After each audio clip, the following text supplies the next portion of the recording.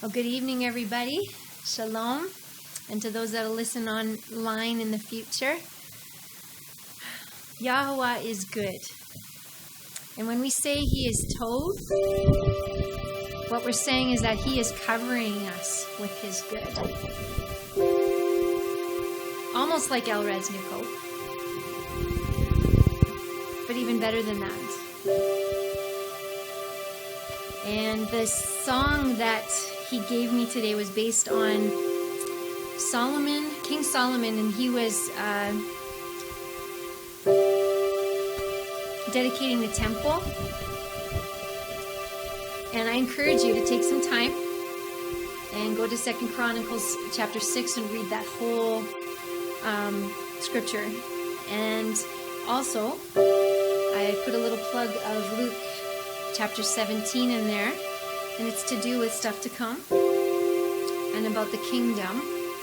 So I'm not going to explain how these two connect. I'd really like you to trust the Most High and ask His Spirit just to really show you the picture of both these two scriptures. Again, I'm just catching a snippet of the magnitude of what's being said in both those chapters in scripture. So go and do some reading on your own prayerfully. YHWH, I just want to thank you so much for today. I want to thank you that you encourage us.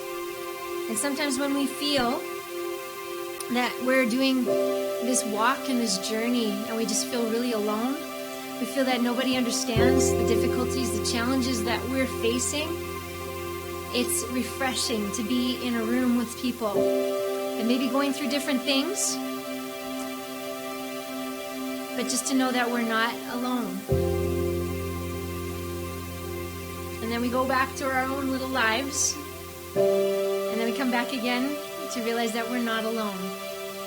And this is part of the picture of that remnant. And so, YHWH, I just want to thank you so much that you never leave us alone, that you are with us in every detail of our lives. You want us to grow in you. You want us to remain soft and pliable, like clay in the potter's hands. So search us, YHWH. We just want to worship you with a pure heart today.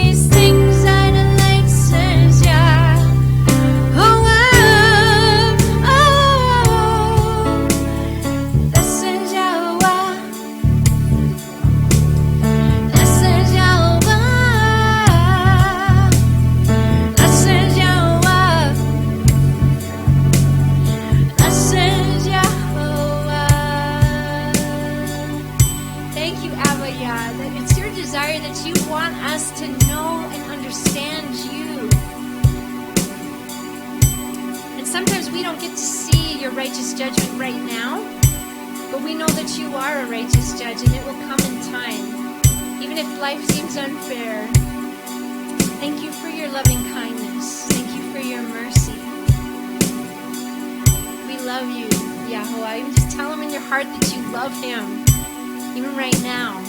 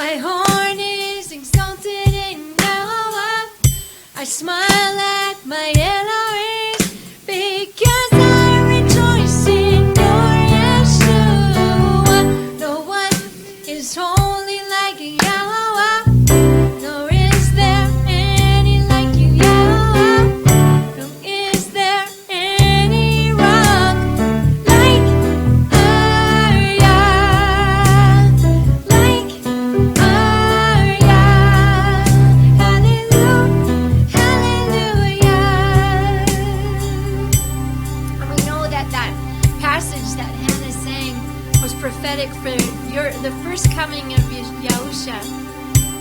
but it's also prophetic of the second coming of Yahushua. And I just pray that you will just continue to seal that in our hearts. Show us the magnitude of prophecy and what's still to come. It's an exciting time we live in. This is Micah chapter 4, verses 1 to 7. Again, another prophecy yet to be fulfilled in its completion.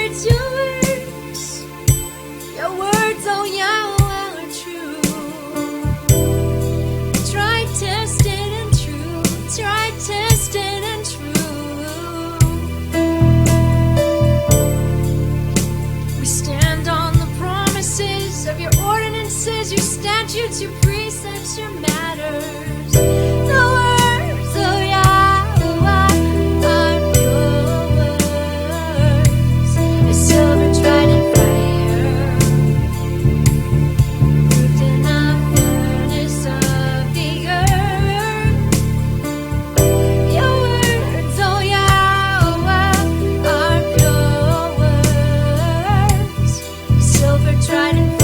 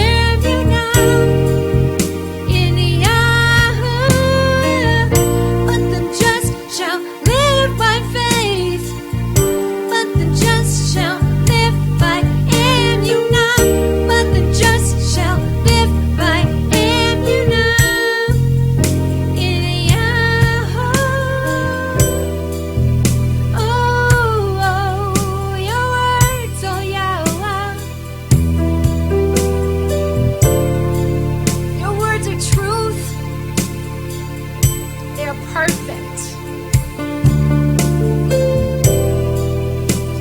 We can test them. We can apply them to our lives and to know that you are faithful. Your words are faithful. Isaiah 55 says that your words will never return void, that they will accomplish what you have spoken out. It shall happen. And sometimes we have to just hang on by the threads of emunah, certainty of that faith, to know who you are and whose we are.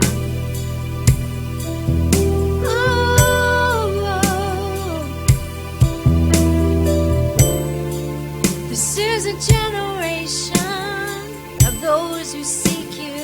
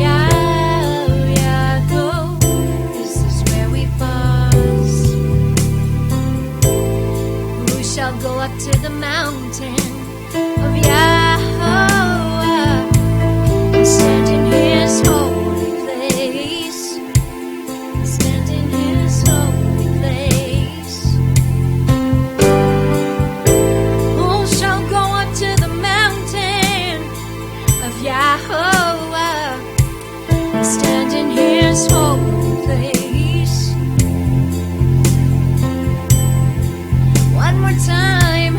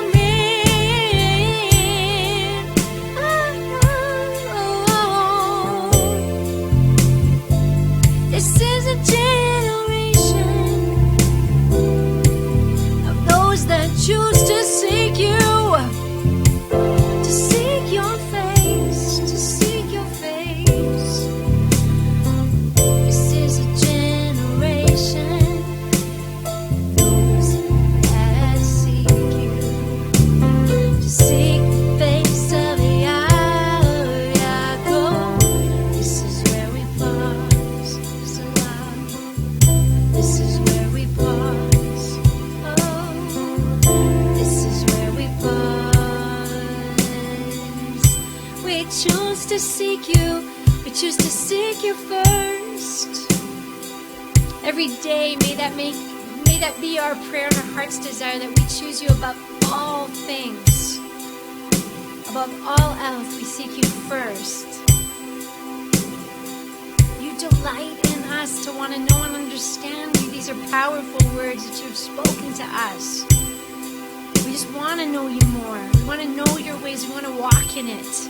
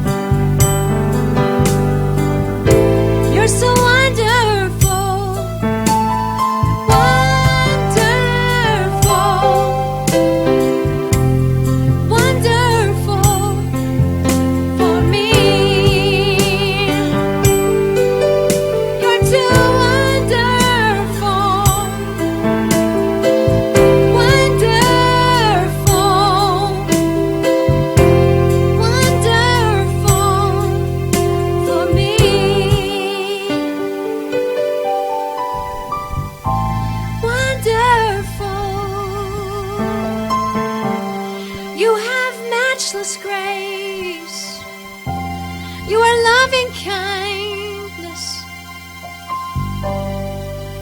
We long to see your face.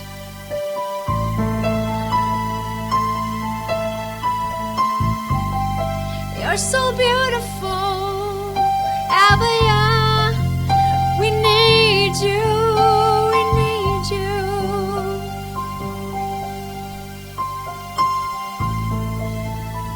Wonderful. You're too wonderful. Thank you for your peace. Thank you for tikva. Thank you for certainty and you know. As we focus on how wonderful you are, continue to just show us your truth. Help us to walk deeper in you and your ways. No compromise. All in. All in, all or nothing. I know that's your heart's desire for us, and you test us daily with everything. In your name, Yahuwah. Amen. Great is Yahuwah, and greatly to be praised. On the 9th day of the month, we will give you thanks all the way. So thank you for leading us in praise to Yah, Davene. And thank you all for being a part of this study that we are having on the 9th day of December. And we are going to be continuing on from Genesis chapter 25, and this is part 2. And it's titled, The Tent of Isaac. So the news piece that's going to lead us into the study is not what you expect, but it's going to tie in. The saber rattling is still making many nervous as Israel and their unfriendly neighbors, and in brackets, Iran mainly, keep their rhetoric going. Iran is keeping a close eye on Israel as they recently completed long-range weapons testing. Israel tests nuke-capable missile system aimed at Iran. Report. Press TV of Iran, Friday, December 16th, 7:57 p.m. No, Friday 6th. Sorry, we're not in the future as yet. Huh? You said 16th. Did I? Yeah. Oh, I thought I said 6. Okay. Last update, Sunday, December 8th, 2019 at 9:29 a.m. The Israeli military has reportedly tested a propulsion system used for carrying nuclear-capable and other missiles, with the occupying entity's media billing the alleged display as a show of force aimed at Iran. The test was carried out at Palmachim Air Base, south of Tel Aviv on Friday. Israeli television channel I-24 News reported.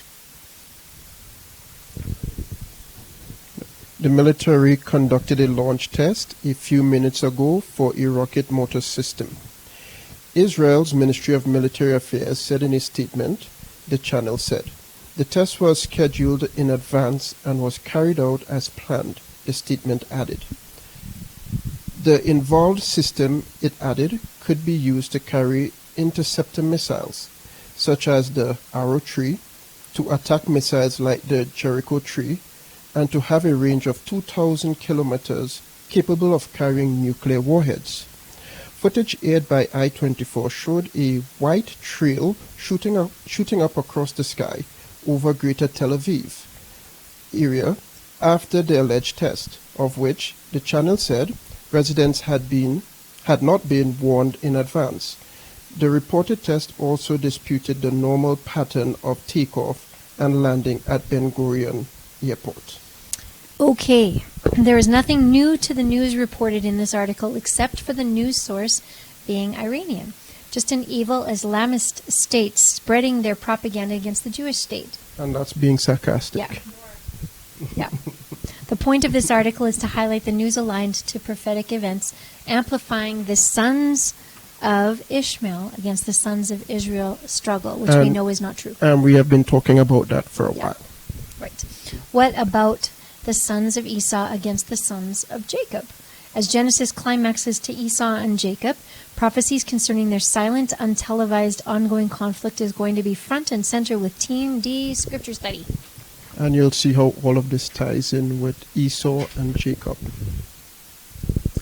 So as we get into the study, we want to always, keep these points in mind as we interact with each other and we learn more about the Heavenly Father whom we serve. And I think you like playing with the clicker. Yeah. Yeah, on those points. So we have an update from last week's study. Nichelle brought to our attention a situation with some of the meaning of the names, and I corrected the last one. Yeah, because I was using a new tool to kind of speed up the process and I picked up the wrong structure. It's still related, but it's not the actual number. So those are corrected, and it's also corrected in the presentation study that is on the web, the downloadable PDF. So these are the corrected Strong's number for the children of Keturah and Abraham. So that's 1. 2, I have extended the timelines since it has incorporated. I hope you guys could see well. Everyone just needs to tilt to the left. Right, so on the left is the Septuagint timeline, and you still see it's a natural. On the left, you mean, okay, I see what you're saying. Yeah, okay. Right, and on the right is the Masoretic timeline still. And the full updated timelines would be posted to the website as well. You could probably see it a bit but better. This is very important because what we're going to be talking about next ties into which narrative you choose to accept. So Masoretic or Septuagint. Dun, dun, dun. Right, so we are in Genesis chapter 25, part 2, and I am doing an intro, a struggle through the ages. At this moment, both Abraham and Ishmael are still alive. It was necessary to highlight Abraham and Ishmael as their respective generations. Abraham's children with Keturah and Ishmael's children. It becomes a part of the interactions with Isaac. The focus shifts to Isaac as he is now married, and Abraham transferred his legacy, literal meaning of the word, to him. Yeah, so legacy is typically what you possess. You pass it on. But it also means having a name and a stature throughout the generations as well. Abraham thought it necessary for Isaac to be married for YHWH Elohim to advance the plans that begin at the expulsion at the garden. The previous, do you need to explain that? With the garden, things got disrupted and they have to be restored. So each generation, the whole plan of that restoration is passed on. And in this generation, we are hoping it's going to be fulfilled. So hence you have to have that lineage being passed from father to son, who is going to be following the commandments, instructions, everything of YHWH Elohim. So that's the situation. Okay. The previous verses of chapter 25 provide information, the respective men's ages, for what is taking place with Isaac. Though the other principal parties are silent, this half of Genesis 25 kicks off the expansion of Abraham's tent under his beloved son. It immediately introduces his two sons, Esau and Jacob, which can and may take us on a few rabbit trails, all of which are valid. Everything about these two men extends from their birth to end-time prophecy.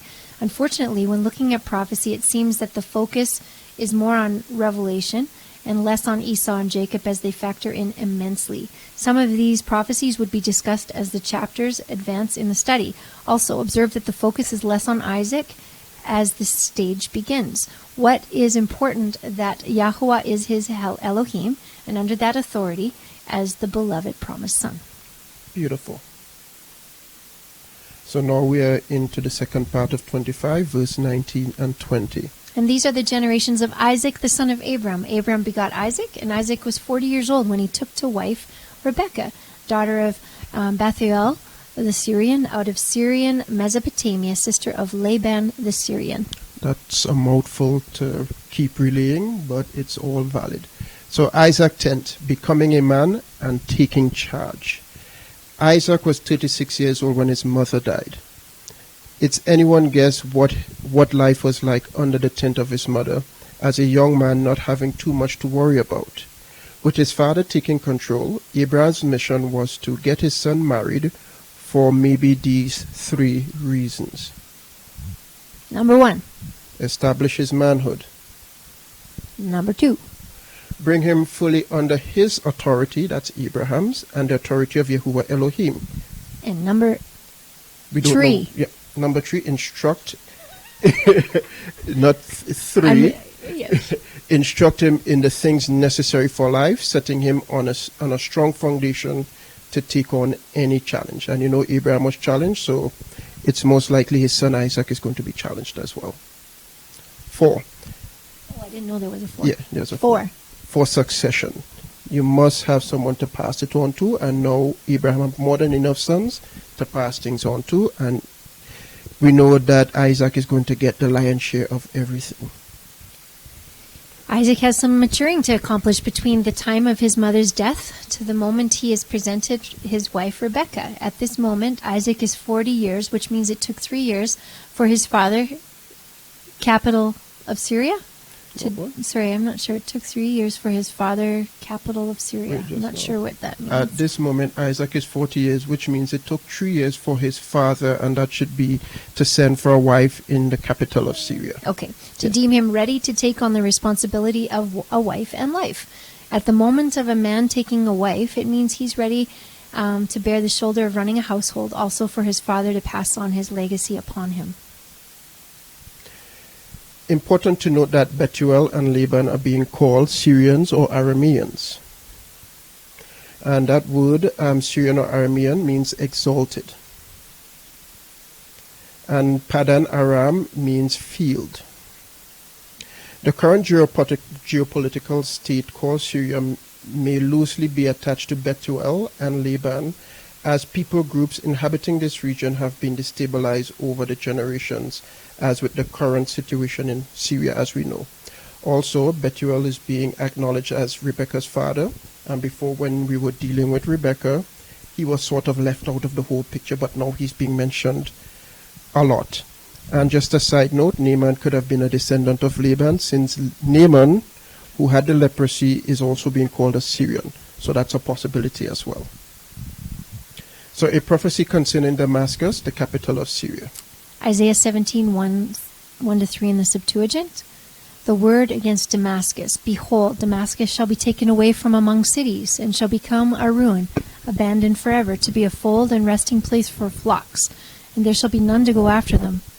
And she shall no longer be a strong place for Ephraim to flee to, and there shall no longer be a kingdom in Damascus, or a remnant of Syrians, for you are no better than the children of Israel, even then their glory, thus says Yahweh Sebaot, or Yahweh of hosts. So if the Syrians are connected to Laban, well then, you know, the Mosai is going to be very heavy on them because of their connection back to Shem. So thus you can put this prophecy into context, and in light of everything with Israel, as you see, Ephraim is mentioned here. So we are in verse 21. And Isaac prayed the Yahweh concerning Rebekah his wife, because she was barren. And Yahweh heard him, and his wife Rebekah conceived in her womb. Rebekah needs children. That's a fact. Avoiding the same misstep. Here we go again.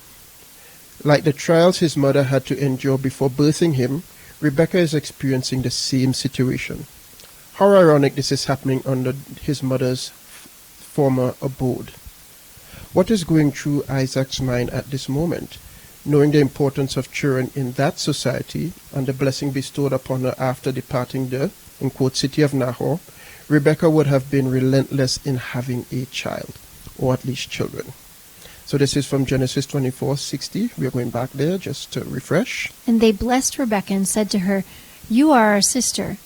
Become you, thousands of myriads, and let your seed possess the cities of their enemies. So in order for this to happen, you have to have those children. So she might have been getting desperate. She's getting older. Who knows?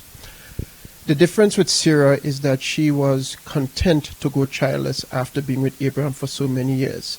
But with a younger woman coming from a large family, possibly, this would not have gone down well. This is where a father's wisdom would prove necessary. With Rebekah also having handmaidens, the idea for one of them to bear her children would have crossed her mind. If Abraham is aware of what is happening in his son's tent, he would have instructed him not to take that option. So that's a possibility. Hence, understanding that Abraham is still alive in this period, so he would still be advising his son on how to live life. Don't be like father, like son in that situation. Yeah. Don't be like father. Don't be. Yeah. Most importantly is what Isaac did. He petitioned YHWH Elohim on behalf of his wife to become pregnant. YHWH Elohim heard his prayer, and Rebekah was with child. Probably sound advice he followed also from his father Abraham. So he's there to guide this period of his life? Possibly. So verse 22 and 23. And the babes leaped within her, and she said, If it will be so with me, why is this to me? And she went to inquire of YHWH. And YHWH said to her, There are 2 nations in your womb, and 2 peoples shall be separated from your belly, and 1 people shall excel the other, and the elder shall serve the younger. Nations. The reversal, the younger and the elder. Finally, Rebekah has conceived, but not without troubles. Strange behavior is happening in her womb, which has her concerned. Like her husband, she went to YHWH to find out what is up with her and why this eventful pregnancy. This also probably on advice from her father-in-law. Anytime and every time there is trouble in your life, seek YHWH Elohim for an answer. YHWH Elohim speaks with Rebekah. She is told what is transpiring within her, a struggle in the womb that would shape their future lives. She's told that 1 people shall be stronger than the other. Who of the 2 is the stronger peoples? Additionally... Wait, stop. That's a question. Which one is the stronger? Is it Esau or is it Jacob? Okay, we'll take a vote. Esau? Sure. Jacob? I know. That's a very good question. Yep. Both are strong, but it's a good question to keep in mind. Yep. Because it's different than what we see right face value. Additionally, she is told that the elder shall serve the younger. We definitely know who the elder and younger are. What does it mean that the elder shall serve the younger? Has this occurred? Wait. That's another question. That's another question. Sorry, what does it mean? Slow down. No, you could keep going. Yeah. Okay. What does it mean that the elder shall serve the younger? Is it something that we really think about, or do we just take it at face value? Yeah. Has this occurred consistently in the history of the 2 nations? Exactly. And these are things we need to be playing out in our mind, and I'll be getting to them as we advance. But most important, why did YHWH Elohim allow twins to form within Rebekah? Exactly. Why? This is going to cause confusion. Why not have a firstborn and then about 6 years after have a secondborn and we have no problems at this point? But twins came out for whatever reason. We will see why, hopefully. And we'll get to it, but elder and younger is kind of silly because it's like they're seconds, they're the same age, really. After this moment, Rebekah ceased from childbirth like her mother-in-law Sarah. Knowing that childbirth is a one-time event for Rebekah, twins were in order. And that's just our one reasoning for the twins. One-time event, don't need more. But we'll see. So we're in verse 24 to 26. And the days were fulfilled that she should be delivered, and she had twins in her womb. And the first came out red, hairy all over like a skin, and she called his name Esau. And after this came forth his brother, and his hand took hold of the heel of Esau, and she called his name Jacob. And Isaac was 60 years old when Rebekah bore them. They are here. The struggle. Boom. I think is this what you do late at night on your computer? I have to find good content.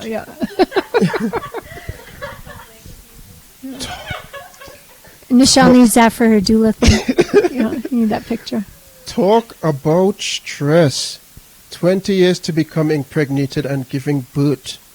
Going childless for so many years must have been a real struggle for Rebekah, especially given the prophetic word that was bestowed upon her when departing from the land she grew up in.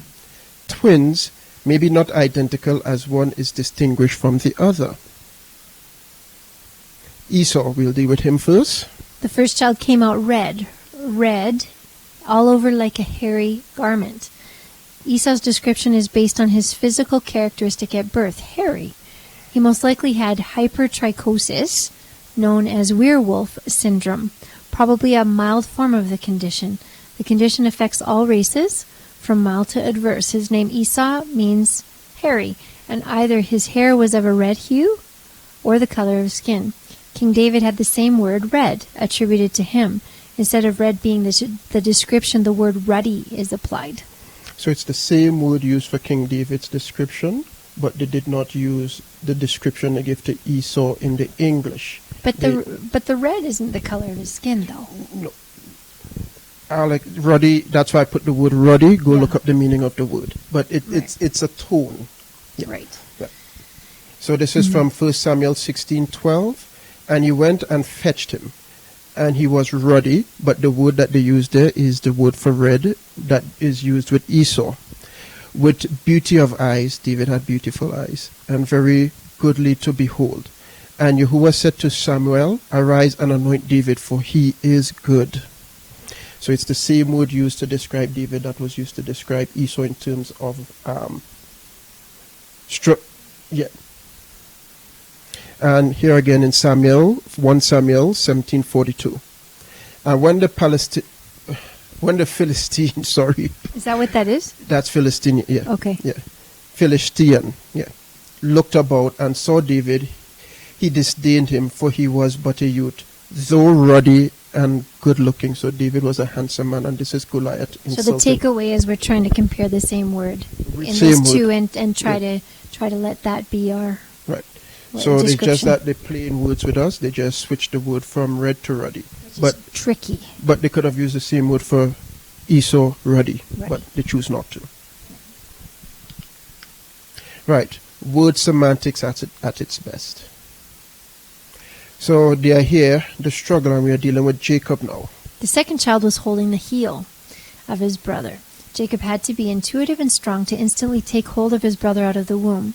A visual example of determination. This word is first used in Genesis 3:15 with the woman and the nakash. Right, so when you go back to Genesis, it's the same word to grab hold is used in with the heel. Is used in Genesis. Is the same word used here with Jacob. Lots of room to contemplate how the garden and this moment connects. His name means heel holder, describing his actions as he exited his mother's womb. His name also tends to be associated with supplanter, spell check, which has a negative attribute, especially when Jacob is being discussed. It also makes him sound weak and poor in stature, as depicted in many illustrations. Far be it the case. So I'm sure many of us heard this story, Jacob the supplanter, he schemed, blah, blah, blah, blah, blah, blah. They have killed it till thy kingdom come. I have a different view now. It's not that way. And also making Jacob look weak. Yeah, making and him look small and tiny and frail. Like they've been conditioning us with all the children's pictures. Who, Jacob? Yeah. Oh, that's a good way. So it says, can I read it out loud? Hang on. We're just going to grab the mic for you. So, and afterwards, his brother came out with his hand holding on to Esau's heel. So his name was called Jacob, and Yitzhak was 66 years old when she bore him. And the boys grew up, and Esau became a man knowing how to hunt and a man of the field, while Jacob was a complete man dwelling in tents. I just think that's interesting. We would also get to that as well, because there's a connotation about Jacob dwelling in tents that we have to get out of our thoughts as well. Their names are a description of their characteristics at birth. Now she, Rebecca, has 2 children. Good news to relay back to her mother and father if they're still alive, and most of all, her best brother, Laban. Abraham would also have been delighted at this event and aware of its significance. With his remaining years, Abraham would be an influence on them also, though not mentioned. Isaac is now 60 years. His father is 160 years, with 15 years of life remaining. So Abraham's tent is indeed getting larger. So Abraham has 15 years with his grandchildren. That's what I'm trying. Hence, it's important to get these times down so you'll know, okay, he's not mentioned, but he's silently in play. So verse 27 and 28. And the lads grew, and Esau was a man skilled in hunting, dwelling in the country, and Jacob a simple man, dwelling in a house. And Isaac loved Esau. Is that where you said complete man? Yeah. That complete one, man. yeah. And Isaac loved Esau because his venison was his food, but Rebekah loved Jacob. Favorites. A distinction between the two. Their births distinguish them. One parent each favors Esau and Jacob as their character develops. Is it wrong to have a favorite? Question. Is it wrong to have a favorite? No, I have a favorite. No. This favoritism could have set the stage for what happens next. The prophetic word given to Rebekah caused the favoritism to develop in the manner of their birth. It states that Isaac relished the venison his son prepares, hence his partiality. This mundane tidbit, Isaac's love for venison, sets things up for later. Right, so we see where this is going to play a part in the whole catastrophe that happens next. Esau and Jacob's early life is not relevant, hence jumping ahead, revealing their adult circumstances. Esau took to the field to be what is considered a manly man who can. His brother preferred simplicity, being partial to his tent. All three households are dwelling near each other as a small tribal unit. Yep, but that don't mean to say Jacob is a weak man. No. It does not. And Jacob cooked... Verse 29 to 32. And Jacob cooked pottage, and Esau came from the plain fainting. And Esau said to Jacob, "Let I'm me fainting." taste of that red pottage, because I'm fainting." Sounds kind of drama. Yeah. Yep. But therefore his name was called Edom. And Jacob said to Esau, "Sell me this day your birthright." And Esau said, "Behold, I'm going to die. And for what good does this birthright belong to me?" Yeah. This is where everything gets convoluted and it needs to be realigned. Okay, exchange. Red stew for birthright new. When looking at this moment, the usual discussion is about Jacob being a, in quotes, supplanter, which is supposedly an alternative meaning for his name. I beg to differ, but I'm not an expert, but I just have that opinion. So there's a little quote here. Yeah, Esau Sells His Birthright by Eric Jones. Jacob name meant, and again I'm using this to show what people, the typical narrative is out there, meant supplanter. This account shows us how Jacob lived up to that name. He's a heel grabber, not a supplanter. Esau was, as the first twin, was to be the recipient of the birthright blessing from his father, Isaac. But Jacob, understanding the value of the birthright more than Esau did, desired the heritage of the birthright for himself and his descendants. Jacob schemed to get the birthright blessing from his brother. No, he didn't. That picture over there is ridiculous. I know, but it's for a reason. I know, but it's true. It's how they've really conditioned people to believe that one was white and one was dark. And not only that too, but to give you the sense that one is stronger than the other, and that far be it from the case. Right. Not that Jacob schemed, but the matter was in his heart because he knew the value of the legacy. The birthright was central on Jacob's mind, else he would not have prepositioned for it. For the 15 years his grandfather was still alive, he, Abraham, would have told the boys about the importance of being faithful to YHWH Elohim and what it all meant.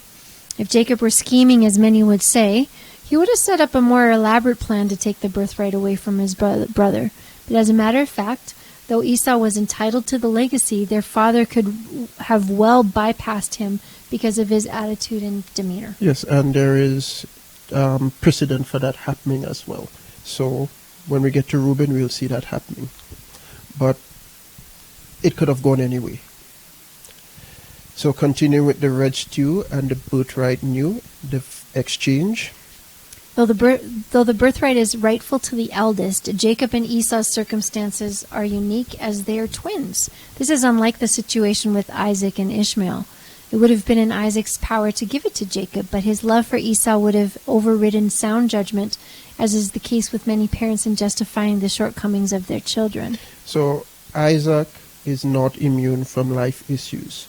Neither is Rebekah, his wife. It's just showing that the same challenges we have faced as parents raising children, they are also facing it as well. So it's not to say they are more special than you. It's the same challenges they are facing, but we can learn from their experience and not to repeat with our generations.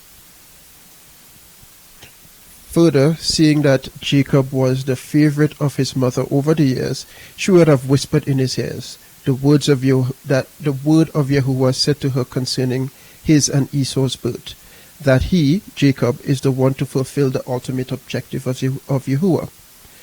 This would have been in Jacob's mind when he countered with Esau for the red lentils for the birthright. But fortune favors the brave, and Jacob was bold enough to lay it on the line in this instance. Esau appeared from nowhere, famished to the bone. His brother Jacob happened to be cooking, and this is the word Edom, red, stew or lentils, sound like a vegetarian meal Jacob was preparing. A different word for red in this instance, Adom, red, and it's related to the other word for ruddy, Adumi. So all these words are related. So the trade was fair and square. Fair and square. Fair and square, because if Esau didn't think it was a fair trade, he could have said no. No, and walked away. Yep, so he wasn't scheming. So right. So interestingly, the same three letters for Edom, red, is the same three letters for the first man, Adam, which, according to experts, is similar to red. You cannot have ruddy lentils as the word is used in a descriptive attribute for a person. Esau, his name being meaning hairy, is said to be called Edom, red, because of the stew's visual quality and not his physical birth characteristics, as these tend to fade with time. Additionally, Idumea is the Greek word for his nickname. So because of this incident, he was given the name Red. That's his nickname moving forward. Because of the red stew, because he gave up his birthright. And not because of his birth characteristic, which a lot of people tend to say it's because of that. No, it's not. It's because of the stew. And again, I never thought about it that way. And I have experience with that, but that's a story for another time. But it's interesting that Adam and Edom are same word, different pronunciation, different context. A whole lesson could be done on that. So, continuing on with this red stew. Halim is a dish that is popular in Iran. It's made from wheat, barley, meat, typically lamb, and lentils. The serving pot to the right has a red lentil stew. This is what Jacob could have probably been cooking when Esau approached him for some food. The hue of the stew can be much darker. The red hue of the stew is achieved with saffron, which Jacob may have had. So I was watching a food video. I watch food videos, and the Food Ranger is a very popular blogger for food travel, and he's currently in Iran. And this was the food that he was eating in this section of the segment. I said, oh, it's lentil stew. That's what it is. And it's red. How interesting. And the redness comes from this saffron that he also visited, because again, it's part of the whole food experience. So saffron could have probably been had by Jacob, and he could have used it to make his stew that red color. So this is just a sidetrack to show what they were dealing with out there. So verse 33 and 34. And Jacob said to him, swear to me this day. And he swore to him, and Esau sold his birthright to Jacob. Jacob gave bread to Esau and pottage of lentils, and he ate and drank, and he arose and departed. So Esau slighted his birthright. Yep, no value to me. Off you go. It's all yours. So what? Value the things of Yahuwah, that's what. What would cause Esau to be in such a state that he's willing to do anything for food? Did Jacob take advantage of his brother knowing how famished Esau was? Did he? No. Esau had to be either half dead, brain dead, drunk beyond imagination, or something immaculate had to make him out of his mind to want to give up something as fundamental as the birthright. Or maybe Yahuwah simply hardened the heart of Esau, causing him to be reckless with the imbalanced exchange of his heritage for food. Jacob had to be a really good cook for Esau to make such a trade. Yep. One source offers an answer, but it may be a stretch. The Sefer HaYesher, or the Book of Jasher, and we have previously quoted from that in previous studies, is a rabbinic source. That's a pretty huge find that we've done research on, which we have come to find out is rabbinic midrash, which means an ancient commentary on part of the Hebrew scriptures. And we already covered what midrash is back in the Genesis 21 part 1 study. So you can go back and get some, ideas of what Midrash is. And I also put a link to the Jewish Encyclopedia so you can learn more about the book of Yasher for more details. But I take a very long excerpt from Yasher, and you will get an idea of what one perception is that a lot of people like to go around with. So this is from Joshua 27, 1 to 14. And we're just clarifying this isn't something we support. We're just presenting information. Yeah. Okay? Yasher 27, 1 to 14. And Esau, at that time, after the death of Abraham, frequently went in the field to hunt. And Nimrod, king of Babel, the same was Amraphel, also frequently went with his mighty men to hunt in the field, and to walk about with his men in the cool of the day. And Nimrod was observing Esau all the days, for jealousy was formed in the heart of Nimrod against Esau all the days. And on a certain day Esau went in the field to hunt, and he found Nimrod walking in the wilderness with his 2 men. And all his mighty men and his people were with him in the wilderness, but they were moved at a distance from him, and they went from him in different directions to hunt. And Esau concealed himself from Nimrod, and he lurked for him in the wilderness. And Nimrod and his men that were with him did not know him. And Nimrod and his men frequently walked about in the field at the cool of the day, and to know where his men were hunting in the field. And Nimrod and 2 of his men that were with him came to the place where they were, when Esau started suddenly from his lurking place, and drew his sword, and hastened and ran to Nimrod and cut off his head. And Esau fought a desperate fight with the 2 men that were with Nimrod. And when they called out to him, Esau turned to them and smote them to death with his sword. And all the mighty men of Nimrod, who had left him to go to the wilderness, heard the cry at a distance. And they knew the voices of those 2 men, and they ran to know the cause of it, when they found their king and the 2 men that were with him lying dead in the wilderness. And when Esau saw the mighty men of Nimrod coming at a distance, he fled and thereby escaped. And Esau took the valuable garments of Nimrod, which Nimrod's father had bequeathed to Nimrod, and with which Nimrod prevailed over the whole land, and he ran and concealed them in his house. Right, so these garments is the alleged skins that was given to Adam and Eve from the garden. So this is what they're tying into this narrative here with Esau, why he is famished. And Esau took those garments, ran into the city on the account of Nimrod's men, and he came into his father's house wearied and exhausted from fight. And he was ready to die through grief when he approached his brother Jacob and sat before him. And he said unto his brother Jacob, Behold, I shall die this day, and wherefore then do I want the birthright? And Jacob acted wisely with Esau in this matter, and Esau sold his birthright to Jacob, for it was so brought about by Yahweh. And Esau's portion in the cave of the field of Machpelah, which Abraham had bought from the children of Heth for the possession of a burial ground, Esau also sold to Jacob. And Jacob bought all this from his brother Esau for value given. And Jacob wrote the whole of this in a book, and he testified the same with witnesses, and he sealed it, and the book remained in the hands of Jacob. Now, if you have to read the whole narrative, you'll get some more context about Shem and everything else, and hence the reason why, if you choose the Masoretic timeline, all of this fits in perfectly with the Masoretic timeline. Otherwise, if you choose the Septuagint, it doesn't work. It does not work. And hence, we have to quote Jubilees, the same account. Okay. So this is from Jubilees 24, 1 to 8. And it came to pass after the death of Abraham, that Yahweh blessed Isaac his son, and he arose from Hebron, and went and dwelt at the well of the vision in the first year of the 3rd week of this Jubilee 7 years. And in this first year, the 4th week, a famine began in the land, besides the first famine, which had been in the days of Abraham. And Jacob sawed lentil pottage, and Esau came from the field hungry. And he said to Jacob his brother, Give me of this red pottage. And Jacob said to him, Sell me thy birthright, and I will give thee bread, and also some of this lentil pottage. And Esau said in his heart, I shall die. Of what profit to me is this birthright? And he said to Jacob, I will give it to thee. And Jacob said, Swear to me this day. And he swore unto him. And Jacob gave his brother Esau bread and pottage, and he ate till he was satisfied. And Esau despised this birthright. For this reason was Esau's name called Edom, on account of the red pottage which Jacob gave him for his birthright. So his nickname became thus Edom.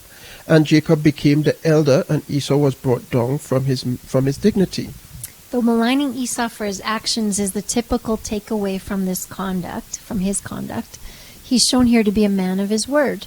He never reneged on the sale of his birthright. He honored the deal made with his brother. More critical is that Esau swore about the exchange, thus making it legally binding on him as a male adult. Not even his father Isaac can revoke Esau's words. And this is jumping ahead to Numbers 30:1-3. And Moses spoke to the children of Israel according to all that Yahuwah commanded Moses.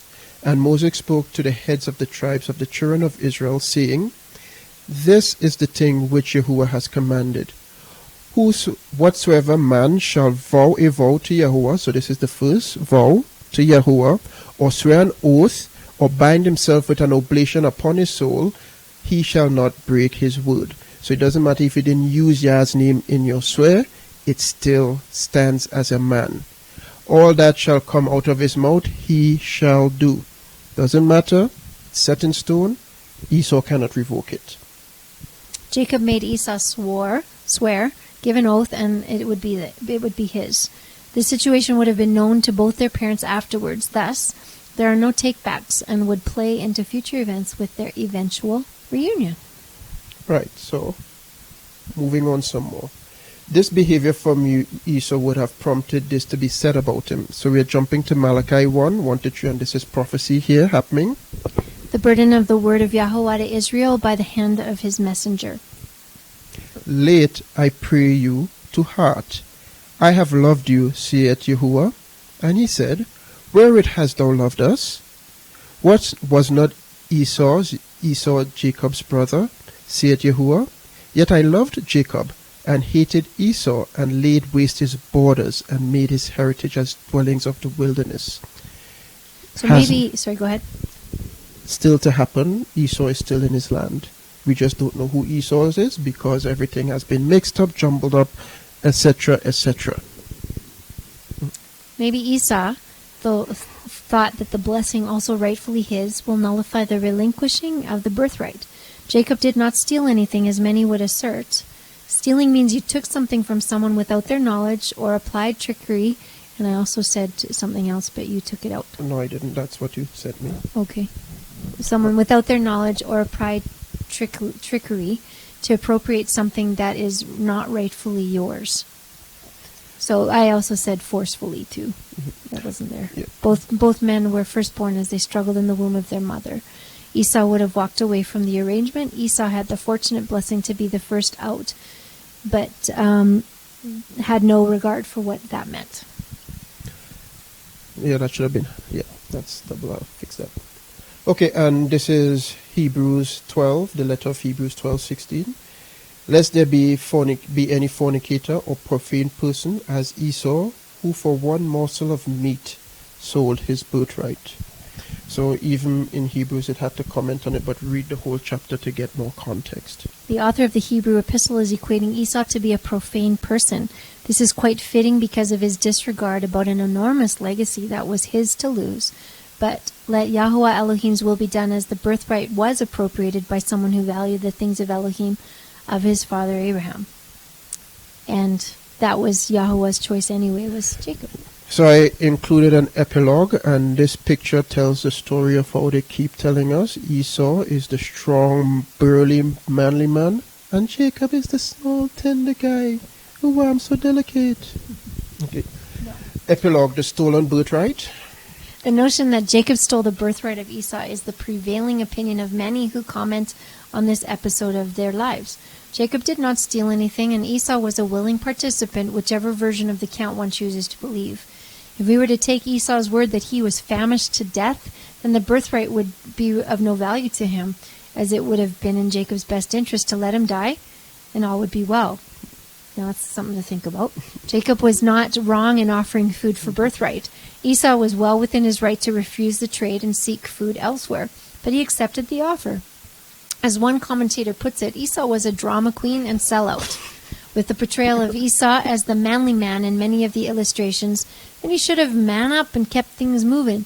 The point being is that many people have the idea implanted in their thoughts that Jacob did something awful and is a trickster. Far be it from the reality of this situation. Jacob is a man living in tents. It does not make him a sissy man. Both men are equally matched, and their struggle began from the womb and would end with Esau's, Edom or Idumean demise. Prophecies concerning Esau is seldom spoken, and they are just as critical to those expressed in Revelation. Their struggle would be televised on the TeamD Scripture Studies.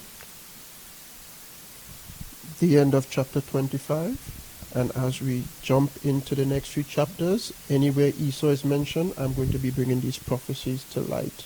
You should have put a photo up that will be a proper representation of what they would have looked like. One, probably two dark men with one hairy, one not. Nah. And both equally as strong. No, but that should be. What? But that's not really the true thing about it, right? We have to get a reset in our head about that. You know? And with everything else, because, when we look at stuff, everything is about revelation. Are we in the seventh seal? What about the two witnesses? Blah, blah, blah, blah, blah. Come on, Blah, there blah, are blah. other prophecies that is unfolding right before our eyes. And they're very important. And they're just as important. Yeah. And if you miss those, it's pointless that you look for revelation, because these smaller things are what is the markers that will put your house in order, not second temple, third temple, or whatever the case may be. That's irrelevant. I don't know if you guys were there when Michael Banks said that everybody is looking at the big things and the small things nobody's paying attention to, and that's the problem. Anybody want to add a comment, questions? Anything? Okay, hang on. Microphone. Why did Esau decide to jump out of the woods and attack them like he did? That's the Yasher account, which we have done the research. Remember, it's Midrash. They're trying to explain and create a narrative to verify the direction they've chosen to go with the Masoretic text, which, remember, Masoretic is where all the other versions come from. Otherwise, you choose the Septuagint. So all of our English translations, all the other world languages come from Masoretic. You understand? Mm-hmm. Okay. And not only that, but if you was to read the whole narrative, it's about showing that Esau didn't care to have the birthright because he thought those skins that he got is going to give him power like Nimrod, special powers. Far be it from the truth. This is a narrative that they explain things away in Judaism. Right. And hence, when I was doing this section of the study, Davene and I were talking, and something popped in our heads. Let's look up the validity of Yasha. It's something which everybody should do. And the first thing that came up, it says it's rabbinic midrash. Once I hear those keywords, rabbinic midrash, I know exactly where it's going.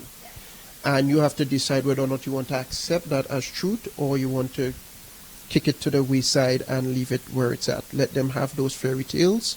You look for the truth. So that's the whole thing with that narrative. And it's interesting too, Levi, that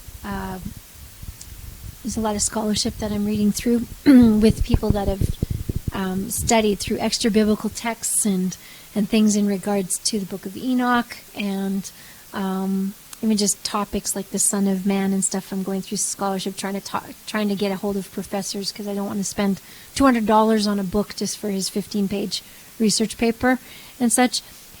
None of them reference Yasher. None. Yet they'll reference other books like Wisdom of Solomon and other things like from the Apocrypha and the extension of books that are not in the canon of Scripture. But they never reference Yasher as valid. So just FYI. Even obscure texts as I think it's called the Prophecy of Abraham is referenced by this scholar. But in the whole list that he presents where he reference, the book of Yasher is not in his list, and his list is very extensive. So that's an alarm bell for me already. And that's not just one, there's two. Yeah. And I'm saying, if this book or this, again, is not that Yasher does not exist, nobody's saying no, but is that the book of Yasher that is mentioned in the scripture? And that's the question you need to ask. In Joshua, but I think in Kings it's there. But if you go to that link we provide to the Jewish encyclopedia resource, you'll get the full information about it. Yeah, yes, I know. Yeah, it's in that link. Yeah, so go read it and get some background to it. Good question. Very good. And a lot of people would buy into it easily because it sounds so fantastic. And especially if it's coming from what we would call an authoritative source. My rabbi told me this. My prophet told me this. My pastor told me this. Okay, which is fine, which is valid, but you have to do your own groundwork and figure out if it's valid or not. And I think this might be the last time I'm quoting from the book of Yasha because of that little tidbit that I found out. You know, I'm not dealing with midrash, I'm dealing with truth. Again, that was just presenting information of a side narrative. That's important for us to know that it's there, right? Any other questions, comments?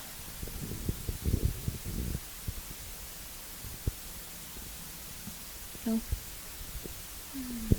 She's thinking. Oh, I'm just thinking. So the part about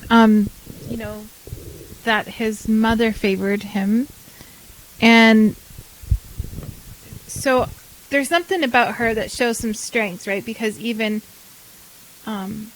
Isaac was comforted by her after his mother's death. Like, she's showing as a young girl a strength that's carrying this older man along, all this kind of stuff, right?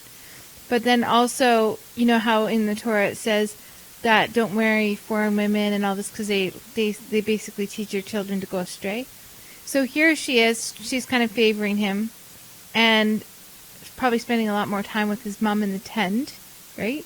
Getting taught by her. Now, it says that, when it talks about his eyes being dim and all this kind of stuff, right? Also kind of that I'm talking about Isaac now, fixating on his belly, his food, was pleasing to the flesh, not necessarily the spirit.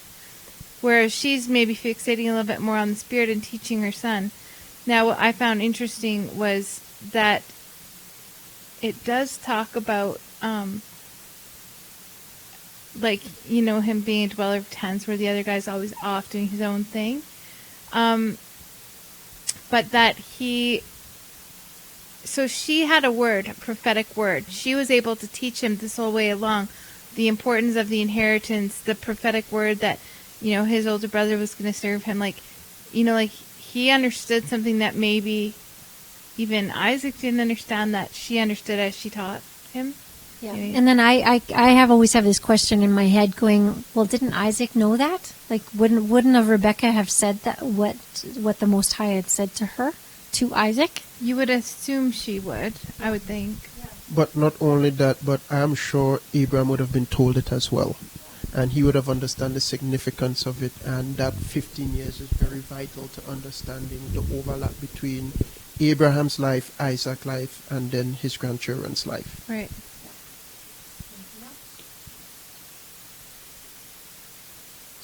Well, thank you all for being a part of this study. And till the next presentation.